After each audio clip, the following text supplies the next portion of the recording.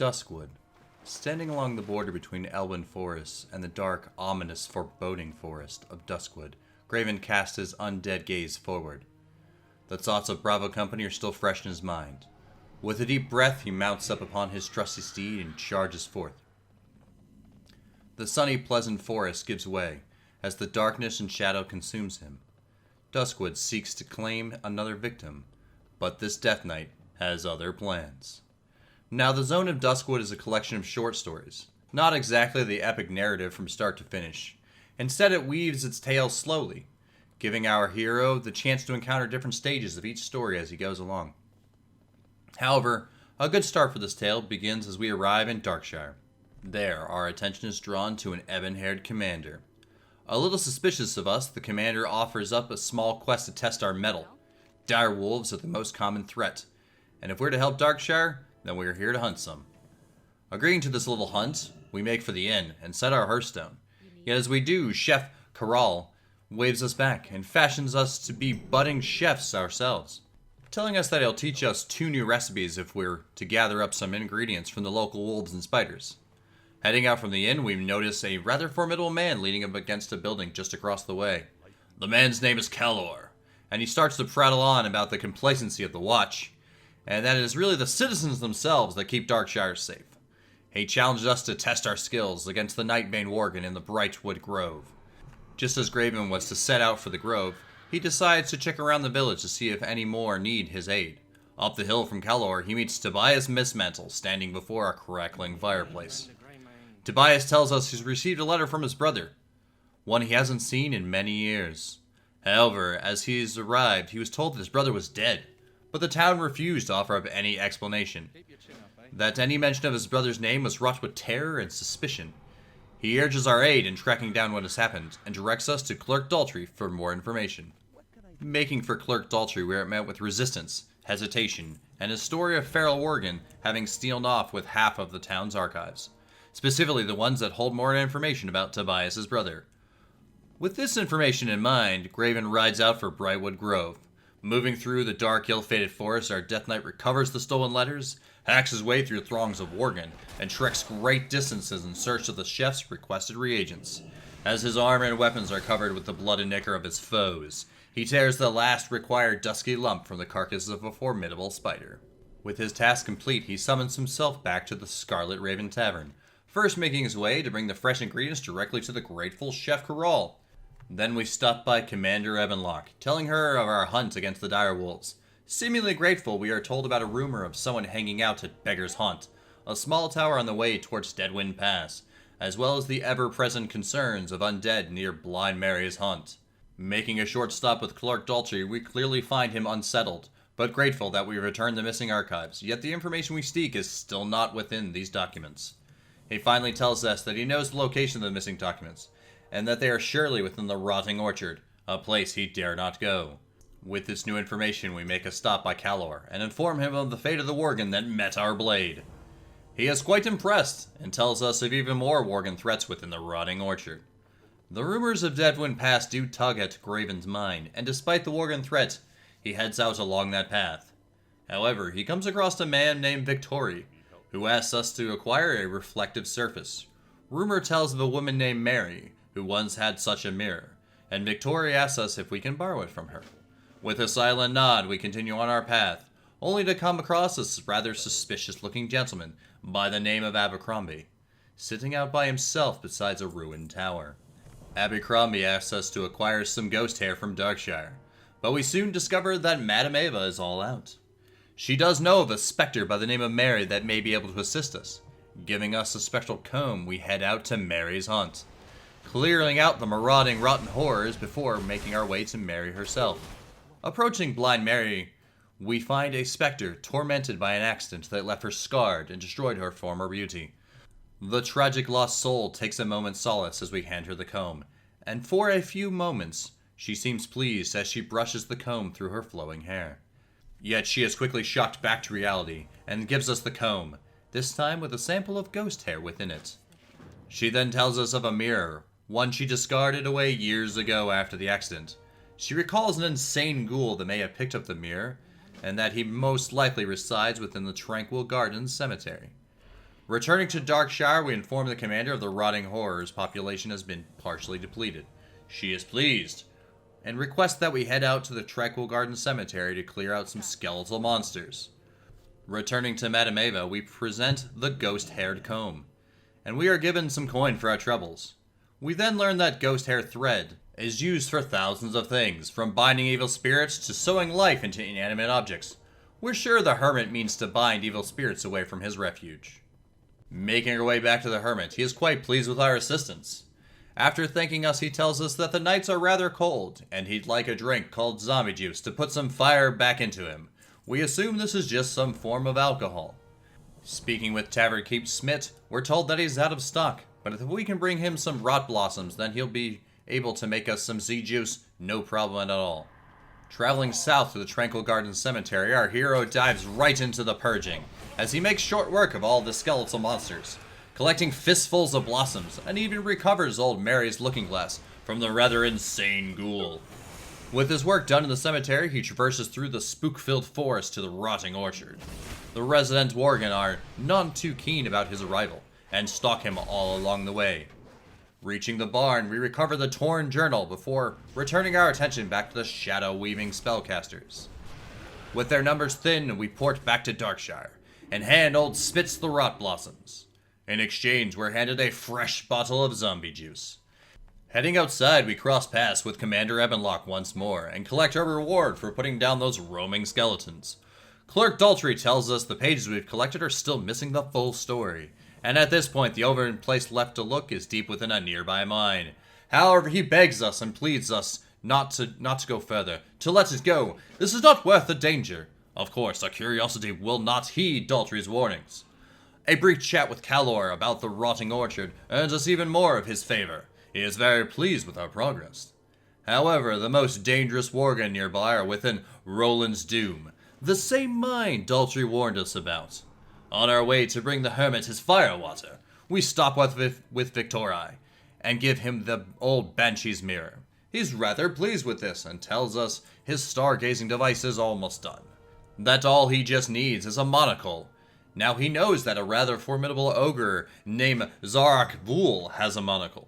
With this information as to its location in hand, we make for the hermit. Conveniently enough, the hermit tells us that some ogres stole a crate from him as well, and he would like it back. However, the ogres will have to wait, as Graven makes his way towards Roland's Doom. There he finds the Tainted Ones, and the Vile Things are at each other's throats. He's not sure if they're practicing, or really trying to kill each other. It doesn't matter though. His blades sink into either of the mangy-furred monsters either way. As he fights his way through, their claws and fangs slip past his armor, and for a moment, the Worgen's curse taints him. Yet the curse is only temporary. He uses the ferocity to his benefit, pushing his way further into the mine. Recovering the muddy journal pages, we make our way back to Darkshire. Despite the lingering curse, Calor sees right through this, and tells us that he'll gladly put in a recommendation if we wish to join Master Caravan's struggle. With this note in hand, we present ourselves to Jonathan Caravan, thus completing the Citizens of Darkshire story arc. Returning the muddy pages to Daltrey, we are finally pushed away. The entire record of what happened to Tobias's brother is thrust into our hands, and we're told not to return. Making our way back to Tobias with the news, he is keen to find out about his brother. However, as he reads the grimy pages, he is shocked. His brother had fallen to murder and evil. However, with his brother dead, he wonders who sent him the letter. Giving us the family ring, he tells us to seek out Madame Eva. Her following of the old arts might help claw out the truth. The madam, however, can't tell us the tale, but Stavon Mistmantle can. She tells us to seek out his manor north of Darkshire, and to hold the ring just right to let the moonlight catch it, and the answers will follow, even if we don't really want to know them. Making our way to the darkened ruins of the former house, we hack our way through some undead ghouls, before stepping inside. Once inside, we rise up the ring, and from the shadows Staven steps out, undead, his eyes glimmering yellow. As he confronts us, Tobias arrives, and the two brothers spat. As Staven admits to the crimes he's committed, he goads Tobias into transforming into a towering Worgen. The Mistmantle curse is what drove Staven mad, and once more he is needed to be put down. In shock and horror, Tobias leaves the corpse of his brother to rot away on the dusty floor of his home before retreating. Graven finds him once more, staring into a roaring fire. As we talk, the legend of Steven comes to a close. However, we learn that there are even more Worgen within Duskwood, and that apparently they're not all wild or bloodthirsty, as the ones we've encountered thus far. With everything that's gone on, Tobias needs more time, and tells us to relay that message to Apprentice Fess at the crossroads. Setting out westward, we make our way along the dark road until we've reached the crossroads, and we come across a man named Fess and a small camp. After telling him the news from Tobias, we are told that Fess seeks out some corpse weed, and also asks us to investigate sightings of a Worgen that they may be able to save. One that perhaps hasn't completely given in to his feral side. While the corpse weed gathering was mostly glorified gardening, the lurking Worgen was even more elusive than we first thought. As we approached the patch of dirt it had been sighted near, we are knocked back. But before we could respond, the creature bounded away. After returning to Fess, we're directed to bring the corpse weed as well as the news of the Worgen to Master Harris at Ravenhill to the west. However, our first goal is to clear our way through the roaming Splinterfist ogres. To reduce their numbers, recover the stolen items for the hermit, and snatch up a shiny monocle. It's not an easy task. The mask of hulking brutes put up a decent fight, but in the end it's not enough to stop the relentless assault of unholy might. Returning to Watcher Dodds, we gather our reward for clearing out the ogres, and make for Ravenhill. Reaching Ravenhill, we meet Oliver Harris, a well-mannered Worgen fixated on a table, with his alchemy materials spread about. Handing him the bundle of corpse weed, Master Harris tells us that he cannot cure the Worgen curse, only restore the mind. He asks us to tranquilize the beast, suspecting the beast may have moved its way to Adel's stead. Turning from Harris, we meet a man named Jitters, a frightened-looking figure that asks us to gather up some venom sacs from the nearby spiders, for he is far too afraid to enter the forest himself. Turning our attention to the rest of the camp, we spot a Sister Eslington that asked us to soothe the spirits that wander around Adel's stead. She also tells us about a Captain Curzon that once led a brigade into Stranglethorn Vale. However, the forest drove him mad. Only a few rebels managed to escape the madness and seek to undo their leader's curse. If we are to investigate this story, we will need to head south. However, we still have work to do within the forest, and we teleport back to Darkshire, quickly bringing the monocle back to Victoria. However, we didn't inform him as to how we acquired the monocle. Best not to have everyone think all Death Knights are monsters. However, on the subject of monsters, we learn from the hermit that ghouls have been pounding on his walls every night. He asks us to bring him some pots so that he can make a scarecrow to scare them off. The best place for ghouls nearby is the old Miss Mantlestead. Although it does take some effort, we do manage to tear a sizable amount of usable parts from the rather putrid beasts. Returning to the hermit, he is clearly pleased with our efforts. He hands us a note to give to the Mayor of Darkshire. Apparently they are old friends. However, as we hand Lord Ebenlock the letter, we quickly learn that the hermit was in fact known as the Embalmer. And instead of using the items we had gave him to protect himself, out there along the spooky road, he in turn made a hulking abomination bent on destroying Darkshire. The mayor pleads us to undo the monster we've aided in creating, and Graven is overwhelmed with shame. But drawing his blades, he rushes into battle. The village is ablaze as the beast Stitches knocks around the members of the Night Watch. Graven charges into battle, and although the beast is mighty, it is bulky and slow, as the Death Knight carves apart the ghost thread and tears out the ghoul ribs, the zombie juice pouring down onto the cobblestone. Stitches is undone. With the battle over, Graven returns to the mayor, and with this, the hermit's errands is over. Taking flight, our hero returns to Ravenhill. Darkshire could use some time without seeing his face wandering around. Instead, the anguished spirits of the Adel's stead meet the Death Knight's gaze. With the priest's trinket, Graven helps the spirits he can, soothing them to cross over, but many are too far gone. However, as he makes his way to the barn, there's a creature in there he hopes isn't gone yet. Looking around inside, he is attacked, but the creature is no real match, and as it attacks weakened, Graven injects the tranquilizer. Back at Ravenhill, Sister Ellingston is pleased with the aid of the spirits. Master Harris is equally pleased as well, placing the weakened beast within the guillotine, just in case. He starts to administer the elixir that should restore its mind. Master Harris orders the scared Jitters to hold the beast in place, but his fear overcomes him. The feral worgen speaks the name Jitters. Despite his attempts, the beast breaks free, hoisting Jitters up from the ground. It was Jitters' fault. He led the Dark Riders to his farm, and hid while the creatures murdered his family. He brought the worgen to Duskwood. It was all the fault of this coward. However, Master Harris convinces the creature to let Jitters go.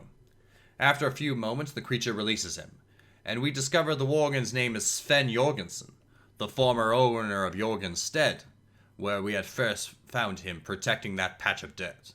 Approaching Sven, we learn about a vile necromancer by the name of Morbent Fell.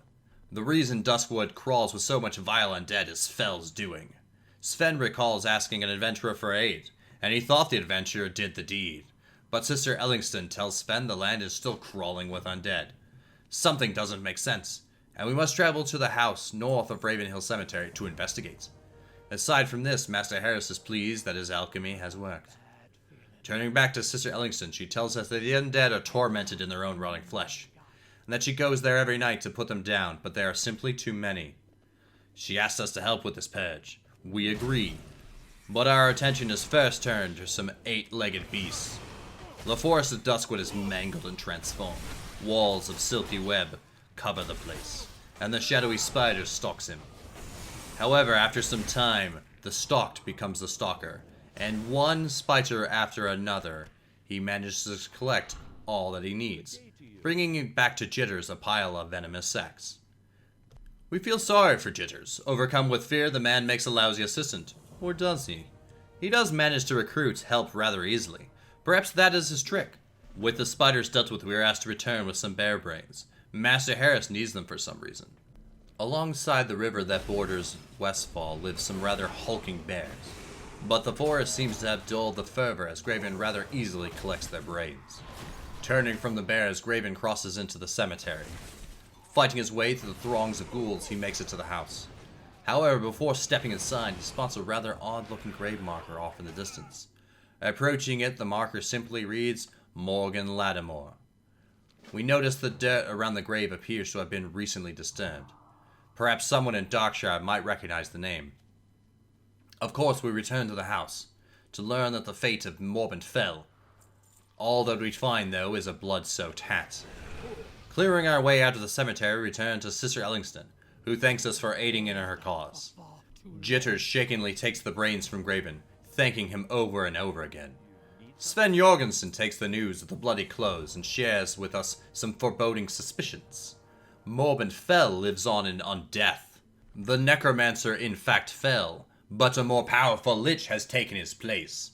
Returning to Sister Ellingston, we learn that the former heroes that struck down Morbent Fell used a holy imbued artifact, and that this artifact is still within the cemetery. She asks us to find it, but the nagging name of the gravestone draws our attention, as we return to Darkshire first. Seeking out the village historian, Shira von Indy, we give him the name we read on the grave marker. Handing us a dusty tome, he tells us to speak with Commander Ebenlock. The commander informs us that Morgan Lattimore was risen to become Mor Ladim, a powerful undead that attacks watchers and adventurers constantly. However we may be able to put him down, she can't aid us, but does wish us good luck. Making our way back to Ravenhill Cemetery, we track down the undead Mordlin, and with the power of the true Lich King, we put him to rest once more. Turning our attention towards the crypt, we come across a pile of glimmering dust just at the entrance. Sifting our way through the dust, we discover the fabled Lightforge rod. However, it appears to be missing pieces. With the rod in our hand, we feel a tugging that pulls us forward into the crypt. It appears that the rest of the rod must be inside. As we descend into the crypt, we find ourselves surrounded by undead minions. Fighting our way through these throngs of horrors, we locate another piece of the artifact. Attaching the located arc, we notice a large gap within the middle. An exposed tunnel, and the pull of the artifact draws us deeper into the crypt. Fighting through withering shadow terrors, we come across the third and final piece of the artifact. Further on the tunnel, we fight until we come into the secret laboratory of Morbent Fell. After slotting his ret rune of Cold Race, we draw the Lich's attention with the Lightforge Rod. Weakened, the Lich drops quickly with the combined force of Graven and a fellow human paladin. With the Lich dead, the undead ghouls and the forces of the crypt fall apart before his eyes. Leaving the stench of undeath, Graven makes for Raven's Hill, to inform Sven's of the Lich's fate. Sven vows to recover Morben Fell's remains, and scatters them to the ashes himself to prevent his return. Perhaps Duskwood could one day return to its former state. With this, the chapter of Morben Fell is over. Returning to Commander Ebenlock with the news of Morladam, we learn that not all of Ladamors were dead. That Morgan believed his family was lost, but in fact his daughter lives, and is a member of the Night Watch. As Graven tells Watcher Ladamor of her father's fate, she slides a ring from her hand and presses it into his. Returning to the graveside, we hear a whispering voice tell Graven to leave. However, placing the ring onto the grave, the spirit of Morin Ladamor senses his daughter lives. The burden lifts from his shoulders, and the undead spirit gives us the sword Arceus. Morgan is no longer in need of it. The sword was forged to do good, and he has proved unworthy to wield it. He hopes that within Graven's hand the sword can serve the light once more. Yet as the spirits of Morin Ladamor fades, the story of Duskwood ends. Graven draws forth the blade, and with his unholy magic, he strips free the last vestiges of light from the blade. Thank you for watching. The story of Duskwood has an interesting place in my WoW history. When I first started playing, I was Alliance, and yet I never completed Duskwood. Actually, years back, I found the zone to be too scary. Thinking back, I laugh a little. The zone is pretty different now, but still it has the constant sense that you might yet get snatched up as you walk the long, dusty, dark roads. Thank you. Have a good day.